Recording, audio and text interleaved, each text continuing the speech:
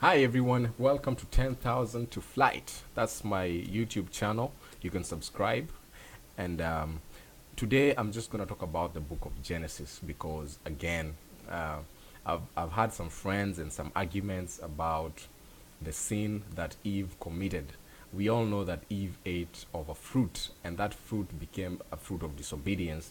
And God punished the whole humanity, or there was a punishment that came out of disobedience. But then someone once said, or a friend of mine just tried to convince me that that fruit was something else. And I just want you to listen, and I want you to pay close attention and see if it makes sense. If it doesn't make sense, just leave a comment, or you can open up a discussion forum for this. I'm open for that.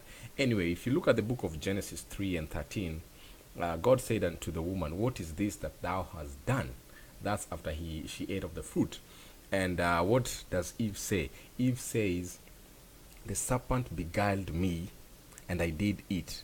Now, I went to the dictionary, tried to look up the word beguile. And beguile means three things caught my attention, three words that caught my attention. There's a bunch of meanings, but three of them: charm, woo, and seduce.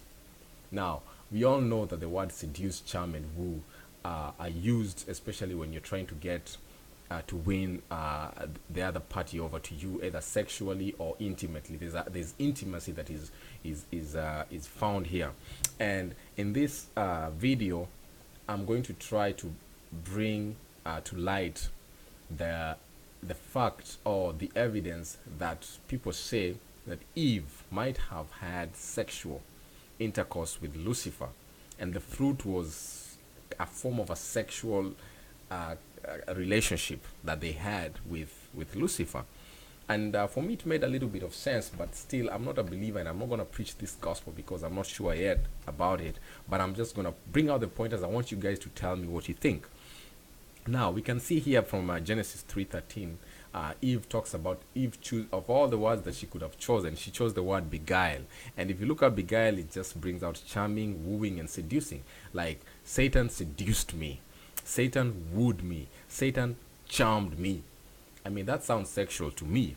Now, if you go down to 3 and 16, now, this is now after she's already committed the sin, and then God steps into the picture, and the first punishment that is given to mankind, Eve being the recipient, is, "I will greatly multiply thy sorrow in thy conception." Like your birth, the childbirth shall be, the pain of the childbirth shall be greatly multiplied. Now, my question is, I was asking, first of all, this woman eats a fruit. If that's what I grew up knowing, she eats of a fruit, which some people think it's an apple, but there's no way in the Bible it talks about an apple. Now, she eats of a fruit, and then God decides to punish her conception, her reproductive system, her sexuality, and her children. That sounds a little bit questionable because, again, if really she ate of a fruit, then the punishment would have been on the lips or the stomach or something to do with that, because God will always punish what you insist. If I mean, if your sin is so much in the eyes, probably blindness, I would expect blindness to come out of it. I don't expect you to God to break your feet or because of the sins that you commit with your eye. So again, God says, "I will multiply your sorrow in your conception." Now, that tells me that somebody is already pregnant. That's why God talks about conception and he talks about childbirth. Why is God talking about childbirth and pain of childbirth unless there was a pleasure of conception? Now, the second thing God says in the same line is, "Thy desire shall be to thy husband." Why? Because maybe Eve had a desire outside there, might have desired somebody else apart from the husband, and that's why God says, "Now you, because you went out there and desired somebody else and had sexual intimacy with them, from today on your desire shall be for your husband alone, and he shall rule over you." Interesting. Now, again, when you go down to the book of Genesis chapter 4, we see now Adam knowing Eve, or this again, knowing, we are talking about knowing, having sexual intercourse. Now, Adam knowing Eve, and she conceives and bears the firstborn, who is Cain.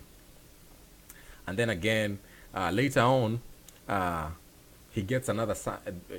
They say Cain and Abel were twins. Later on, she begets Abel, and they say these two were twins.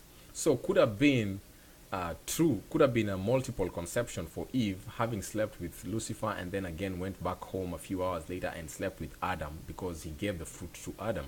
And then Adam partook of it, and now she was pregnant, but she had twins. She had two in her womb. But what's interesting that caught my mind so much is, first of all, these two kids are born. They're twins. There is Cain and there is Abel. We know Abel was a good son. He was more preferred of God and of his offering and of his sacrifices. But then Cain was more rejected, and there was more unrighteousness found in him. And then Cain becomes angry, and he lures his brother to the field and murders his brother. Now, the question I want to ask is, these are the first or the second two people to be found on the earth. Now we have Adam, we have Eve. Nowhere in the Bible does it talk about Adam and Eve being angry or being committing any form of sin, except the sin of disobedience, the sin of the fruit that they ate.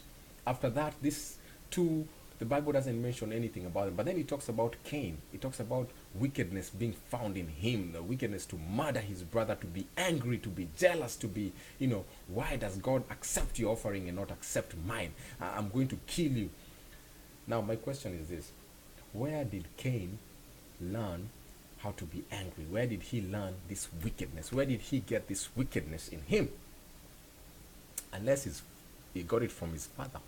He inherited, just like we inherit attributes from our parents, an angry child from an angry father. I mean, the apple doesn't fall far from the fruit. Now, my point is, Lucifer could have been involved because, again, Cain would have been a descendant of Lucifer, because where is Cain learning how to kill, how to get angry? And he's just one of the first human beings. And then why is Abel so nice and so polite and so quiet and so reasonable? He could have been the real son of Adam, and Cain could have been the real son of Lucifer. That's how I view it.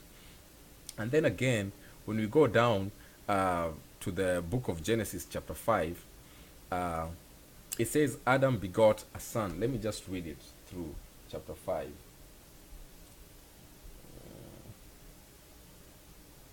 Chapter 5, verse 3, it talks about, and Adam lived 130 years and begat a son in his own likeness. Now again, they mention Adam begetting a son in his own likeness. Why? Because Cain has killed Abel. Now Abel does not exist. Now Adam gets a son in his own likeness. And it insists, the Bible insists later on in that verse and says, after his image. And he called his name Seth. Now, if you go further down, it talks about the genealogy of Adam. And you know what's funny? It starts with Adam. From Adam, it goes to Adam begat Seth. Then Seth begat. I mean, Cain and Abel are not mentioned in the genealogy of Adam. And you know why? Because number one, Abel was dead, so he didn't have any descendants. He died. Cain could have been Lucifer's son, and that's why he's not in the genealogy of Adam, because he was still alive. He was still out there in the wilderness. God had already shunned him out there. He made him an outcast. But he's not being mentioned in the genealogy of Seth. Now, I mean, just look up this book of Genesis and see if any of this stuff that I'm saying makes sense. And if you find anything, if you find any truth to it, just leave a comment. Let me know what you think. Thank you.